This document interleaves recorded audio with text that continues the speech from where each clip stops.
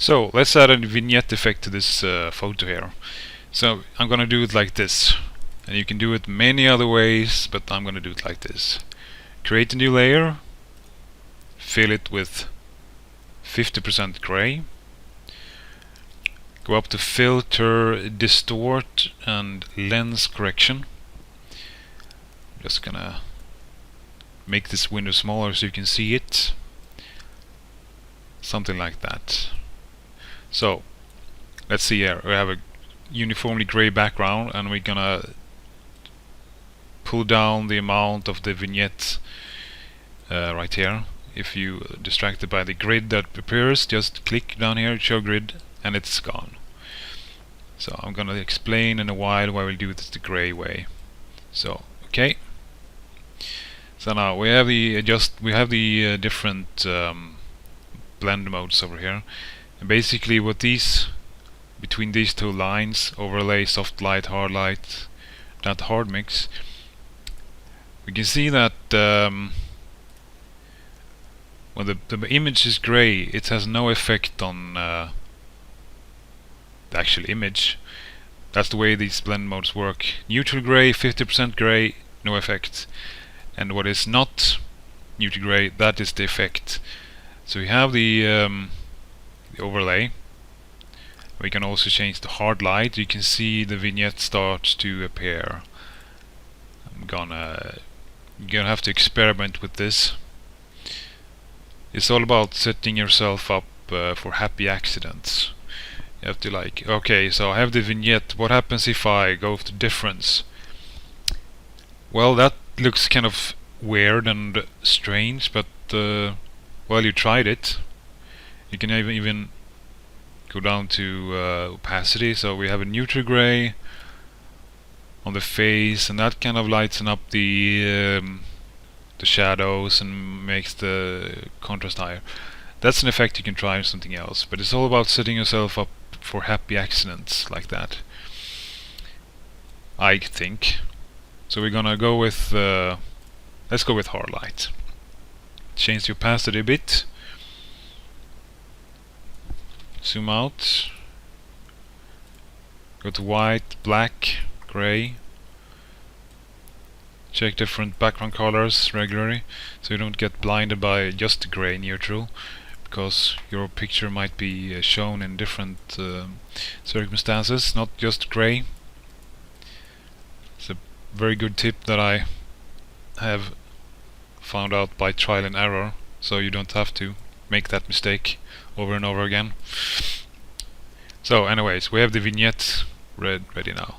That looks okay. So let's zoom out a bit. So here we go. We have brighten the face, darken the background, make the dress very dark, almost a purple tone. And we haven't touched levels, we haven't touched curves, we haven't touched anything but the black and white adjustment layer basically.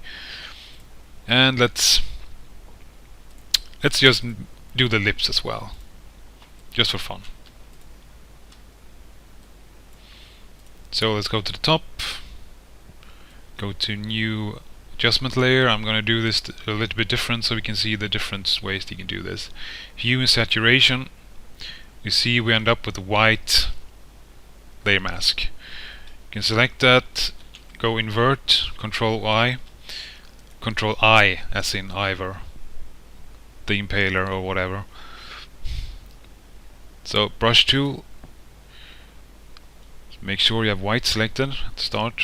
You can if you don't know how to do this, you can hold down Alt and Shift and drag it to the right and left to just and hold down the right mouse button for this. You can hold down and adjust the hardness of the pencil, of the brush, so we can kind of match the edges of the lips, which is kind of not very distinct. If you hold down Alt, then you can change this brush size. So we're gonna zoom into this fairly well. Control plus, and let's first make a small change here. we can't see anything because we haven't changed anything yet on the hue saturation adjustment layer.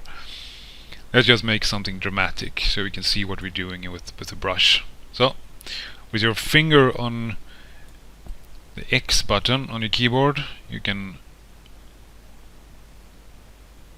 paint in, and if you do like this, you can press in X, change to black on the layer mask, and just delete it. So you can go around the mouth and get all this the lip color, and you kind of want to be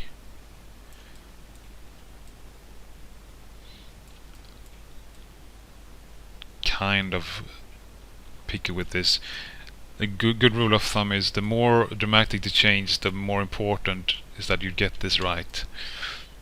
If it is subtle change, it is not important. We're gonna go with quite a dramatic change here. Gonna go and fill in this a little bit more. There we go. Zoom out a bit. Well, that looks kind of silly, doesn't it? Gonna change this to again. You can change the adjustment, the blend mode. I've decided to go with overlay. It kind of makes the lips a little bit more contrasty, a little bit more shiny.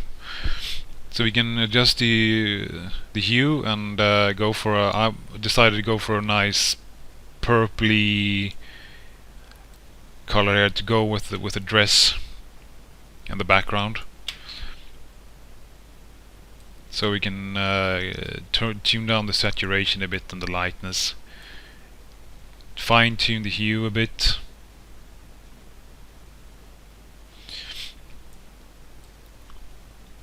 Well, let's go with that so we can see. And we can also turn on the opacity a bit. There we go. Zoom out a bit, and there we go. That looks kind of red actually.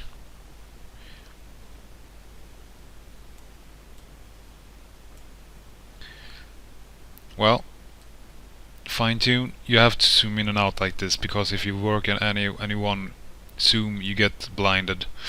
As I said in my other tutorial, if you look like this, you get the whole picture. If you get like this, you get the details. You can fix if your mask is not perfect, it's not good. That is great.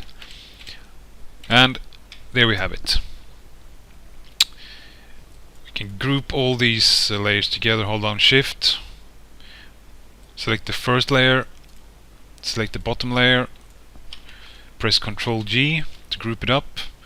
We can easily turn it on and off, and you can see that is quite a dramatic effect, but it doesn't look strange, I think. If you turn it on again here, you can kind of see that it emphasizes the hazel in her eyes and kind of a lip.